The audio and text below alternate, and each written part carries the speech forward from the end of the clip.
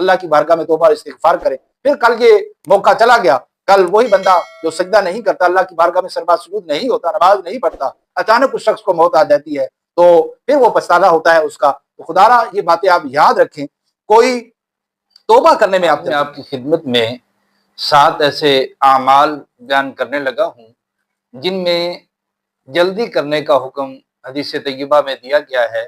وہ کون سے 7 ایسے عمل ہیں کہ جن میں ہم نے جلدی کرنی ہے؟ رسول اکرم صلی اللہ تعالیٰ علیہ وآلہ وسلم نے ارشاد فرمایا کہ بھلا دینے والی محتاجی آ جائے، یا تمہیں جو سرکش بنا دینے والی مالداری آ جائے، یا تمہیں کوئی مرض لاحق ہو جائے، یا عقل زائل کرنے والا بڑھاپا آ جائے، یا اچانک موت آ جائے، یا دجال ظاہر ہو جائے، یا قیامت قائم ہو جائے، اور قیامت سخت مصیبتوں والی بڑی ہی کڑوی ہے۔ یہ جو حدیث پاک میں نے آپ کی خدمت میں پیش کی، یہ جامع ترمذی شریف کی حدیث پاک ہے۔ آپ دیکھیں کہ کیا کمال کی باتیں رسول اکرم صلی اللہ علیہ وسلم نے ہمارے لیے ارشاد فرمائی کہ 7 چیزیں ہیں کہ جن میں تم نے جو ہے وہ جلدی کرنی ہے۔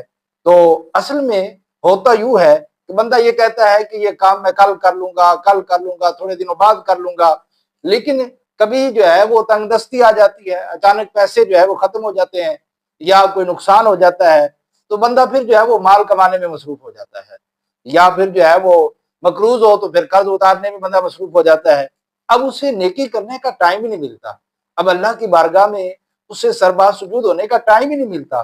اور بعض اوقات بندے کے پاس پیسے بھی ہوتے ہیں، لوگ اسے کہتے ہیں یار اللہ کی راہ میں تم خرچ کر لو، کسی نیکی کے کام میں خرچ کر لو، اللہ کا گھر بنا دو، لیکن وہ بندہ یہ کہتا ہے کہ نہیں یار ابھی جو ہے وہ کچھ اور پیسے آ جائے نا پھر میں اللہ کی راہ میں خرچ کروں گا۔ تو یہ بندہ کی جو ہے وہ یہ طول عمل ہے، یہ لمبی امیدیں بندہ جو ہے وہ باندھتا ہے، تو پھر ایسا بعض اوقات ہو جاتا ہے کہ اس بندے کے پاس 1 روپیہ بھی نہیں رہتا، مال ہوتا ہی نہیں ہے۔ پھر وہ بندہ خواہش کرتا ہے کہ کاش میرے پاس مال ہوتا تو میں اللہ کی راہ میں خرچ کرتا، لیکن جب تھا تو اس وقت خرچ نہیں کیا۔ تو ہم نے ان باتوں پر جو ہے وہ غور کرنا ہے۔ ہم نے دیکھے کہ جو ہم اللہ کی راہ میں خرچ کرتے ہیں نا، یہ ہمارے اکاؤنٹ میں جمع ہو جاتے ہیں۔ وہ کون سا اکاؤنٹ ہے؟ وہ آخرت کا اکاؤنٹ ہے۔ وہ آخرت کے اکاؤنٹ میں جمع ہو جاتے ہیں، اور بروز قیامت ہمیں اس کا اجر ملے گا، ہمیں اس کا صلہ ملے گا اللہ کی بارگاہ سے۔ تو ہم اللہ کی بارگاہ میں جب یہ ہم ذہن بنا لیں گے کہ ہم نے جو دیا اللہ کے لیے دیا، اللہ کی بارگاہ میں اس سے کے بدلے میں ہمیں اجر ملے گا، ہمیں ثواب ملے گا، تو اس وجہ سے فرمایا محتاجی سے پہلے اللہ کی راہ میں خرچ کر لو، اللہ کی بارگاہ میں توبہ کر لو، اللہ کی بارگاہ میں استغفار کر لو۔ تو بعض اوقات کثرت مال کی کثرت بھی جو ہے وہ بندے کے لیے آزمائش بن جاتی ہے، اور وہ بھی بندے کے لیے امتحان بن جاتی ہے۔ تو بندہ پھر جب غریب تھا تو ٹھیک تھے، پیسے والے ہوئے اب بندے کے لیے ٹینشنیں آ گئی، اب ٹینشنیں اغوا ہونے کا ڈر ہے، یا پھر یہ ہوتا ہے کہ کسی نے مال دبا لیا، اس کی ٹینشن کی وجہ سے وہ بندہ بیمار ہو گیا۔ تو بعض لوگوں کے لیے جو مالداری ہوتی ہے، مال ہوتا ہے، وہ بھی ان کو سرکش بنا دیتا ہے۔ تو اللہ تعالیٰ اس سے ہمیں محفوظ فرمائے۔ پھر فرمایا کہ تمہیں کوئی مرض لاحق ہو جائے۔ اب دیکھیں بندہ بالکل صحت مند ہوتا ہے لیکن نیکیاں نہیں کرتا، گناہ پہ گناہ کیا جاتا ہے، پھر وہی بندہ جب لاغر ہو جاتا ہے، کھڑا ہو کر نماز بھی نہیں پڑھ سکتا، ایسی بیماری آ جاتی ہے، تلاوت قرآن پاک بھی نہیں کر سکتا، تو جب اس کے پاس صحت تھی اس وقت اس نے عبادت نہ کی، اس وقت اس نے اس موقع کو غنیمت نہ جانا۔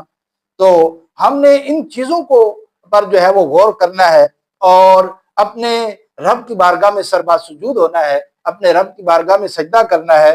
تو اب ہمیں سجدہ کرنے کی طاقت ہے، تو اب ہم اللہ کی بارگاہ میں سجدہ کریں، اللہ کی بارگاہ میں سربا سجود ہو، اللہ کی بارگاہ میں توبہ استغفار کریں۔ پھر کل یہ موقع چلا گیا، کل وہی بندہ جو سجدہ نہیں کرتا، اللہ کی بارگاہ میں سربا سجود نہیں ہوتا، نماز نہیں پڑھتا، اچانک اس شخص کو موت آ جاتی ہے، تو پھر وہ پچھتانا ہوتا ہے اس کا۔ تو خدا را یہ باتیں آپ یاد رکھیں، کوئی توبہ کرنے میں آپ جلدی کریں۔ اللہ نے زندگی دی ہے، اس زندگی سے فائدہ اٹھائیں۔ اللہ نے صحت دی ہے، اس صحت سے فائدہ اٹھائیں۔ اللہ نے مالداری دی ہے تو اس مالداری سے فائدہ اٹھائیں۔ اللہ نے جوانی دی ہے تو اس جوانی سے فائدہ اٹھائیں۔ اللہ کے بتائے ہوئے، اللہ اور اس کے رسول صلی اللہ علیہ وسلم کے بتائے ہوئے طریقوں پر عمل پیرا ہو جائیں۔ اور آج آزاد سلامت ہیں، کل جب آزاد سلامت نہیں ہوں گے تو ہمیں سجدے کرنے کی بھی توفیق نہیں ہوگی۔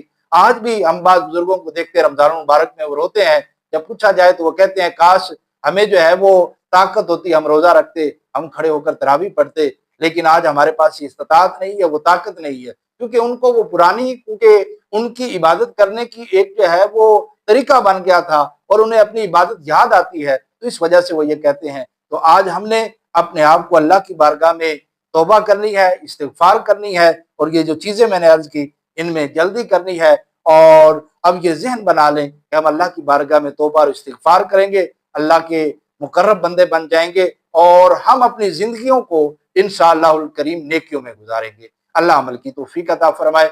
आमीन।